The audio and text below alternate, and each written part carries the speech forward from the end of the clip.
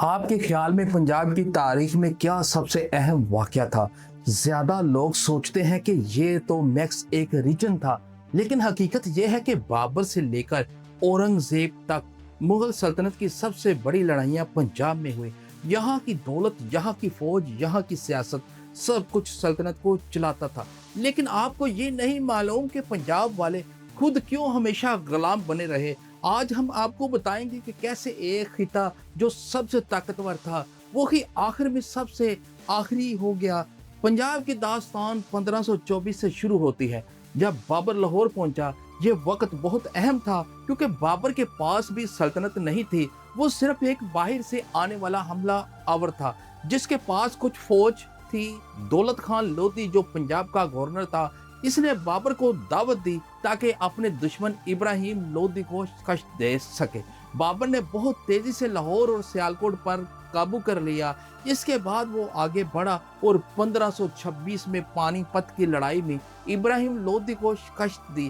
یہ لڑائی صرف ایک معمولی جنگ نہ تھی، یہ تھی مغل سلطنت کی بنیاد۔ اگر بابر پانی پت میں ہار جاتا تو مغل سلطنت کبھی نہ بنتی اور پانی پت میں بابر جا نہ سکتا۔ اگر پنجاب اس کا اڈا نہ ہوتا تو یہ ہے پنجاب کا پہلا اہم کردار۔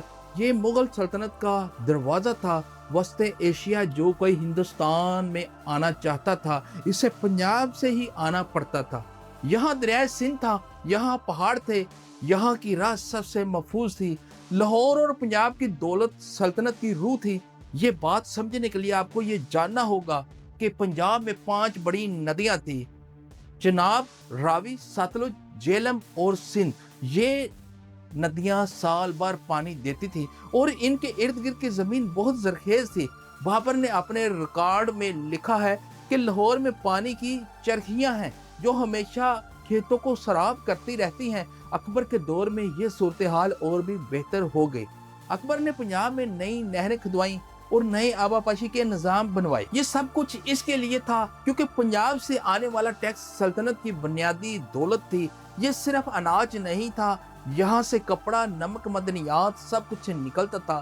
لاہور کی مارکیٹ پورے ایشیا میں مشہور تھی۔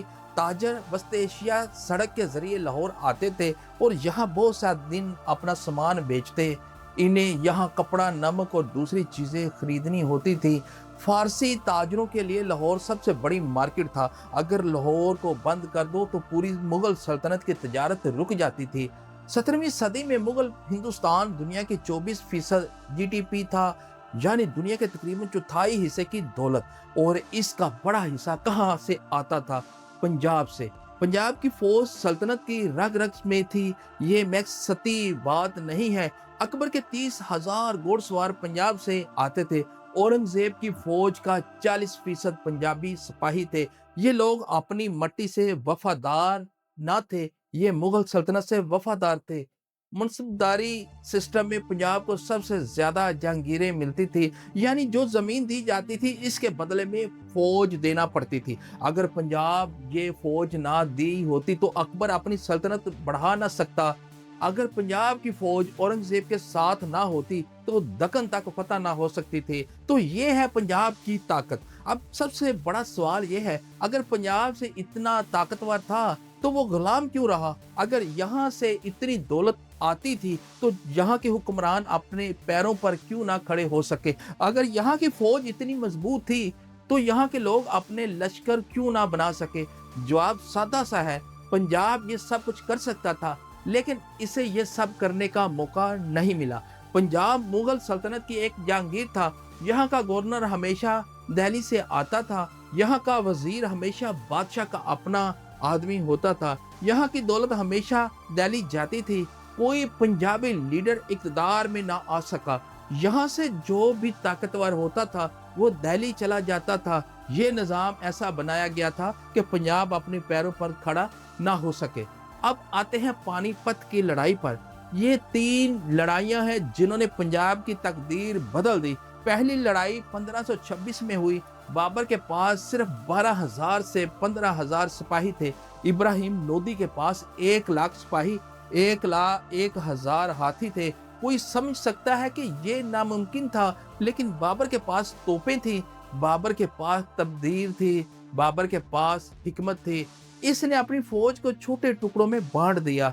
इब्राहिम लोदी की फौज बिखर गई। हाथी भी तोपों की आवाज से खौफजदा हो गया। एक लड़ाई में 1 लाख की फौज शिकस्त खा गई। ये लड़ाई पानीपत में हुई। अगर बाबर ये लड़ाई हार जाता तो क्या होता? मुगल सल्तनत ना बनती, दिल्ली बाबर के हाथों में ना आती, हिंदुस्तान की सारी तारीख बदल जाती। लेकिन बाबर जीत गया क्योंकि पंजाब ने इसे ये मौका दिया। दूसरी लड़ाई 1556 में हुई। अकबर ने होमियों को शिकस्त दी। इस लड़ाई के बाद अकबर दिल्ली पर काबिज हो गया और फिर वो पूरे हिंदुस्तान पर हुक्मरानी करने लगा। तीसरी लड़ाई 1761 में हुई। ये लड़ाई अहमद शाह अब्दाली और मराठों के दरमियान थी। इस लड़ाई में मराठे शिकस्त खा गए। ये लड़ाई मुगल सल्तनत के ज़वाल की शुरुआत थी। इसके बाद मुगल सल्तनत कभी ताकतवर ना रही। अब देखते हैं कि 17वीं सदी में पंजाब का हाल क्या था। अकबर ने 1566 में लाहौर फोर्ट को नए सिरे से तमीर करवाया। ये फोर्ट सादा जगह पर था। ये मुगल सल्तनत की ताकत की अलामत था। यहाँ से अकबर अपने शिमाली मगरबी इलाकों को कंट्रोल करता था। 1584 से 1558 तक लाहौर मुगल सल्तनत का दूसरा सियासी मरकज बन गया। अकबर ने यहाँ बहुत सा वक्त गुजारा। जहांगीर की पैदाइश यहीं हुई। शाहजहान यहीं पला बड़ा। अंग्रेज शायर जॉन मल्टन ने 1670 में लाहौर को अजीम मुगल का तख्त कहकर लिखा। यह भी कहा कि आगरा और लाहौर दोनों ही सल्तनत के ताज हैं। ऐसा हम शहर था ये, लेकिन ये हमीयत पंजाब को नहीं मिली। ये हमीयत सिर्फ मुगल सल्तनत को मिली। जैसे जैसे मुगल सल्तनत ज़ईफ होती गई, लाहौर भी ज़ईफ होता गया। अब आते हैं 18वीं सदी की तरफ। ये वो वक्त था जब मुगल सल्तनत की बुनियादें हिल गई। अहमद शाह अब्दाली जो एक अफगान हमला आवर था, इसने 7 बार हिंदुस्तान पर हमला किया। हर बार पंजाब सबसे पहले हमले का शिकार बनता था।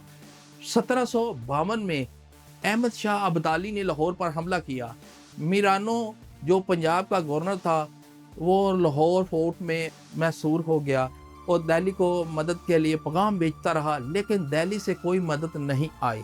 मुगल बादशाह अहमद शाह अब्दाली इतना कमज़ोर हो चुका था कि अपने अहम तरीन सूबे की हिफाजत नहीं कर सकता था। मीरानों ने इत्तेहाद डाल दिए। अहमद शाह अब्दाली ने लाहौर को लूट लिया। 900 सिख जो राम रावनी के किले में थे, इन्हें कत्ल कर दिया गया। ये दिन मुगल सल्तनत के ज़वाल की शुरुआत था। जब लाहौर महफूज ना रह सका तो बाकी सल्तनत कैसे महफूज रह सकती थी।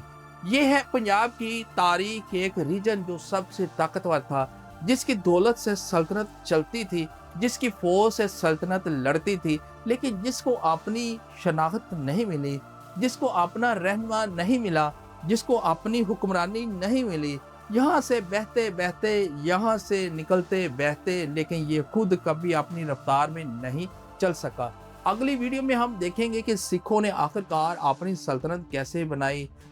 तो अगर आपको ये तारीखी डॉक्यूमेंट्री पसंद आई है तो अपने दोस्तों के साथ शेयर करें, वीडियो को लाइक करें, वीडियो को सब्सक्राइब करें। मिलते हैं नेक्स्ट वीडियो के साथ। अल्लाह हाफिज़।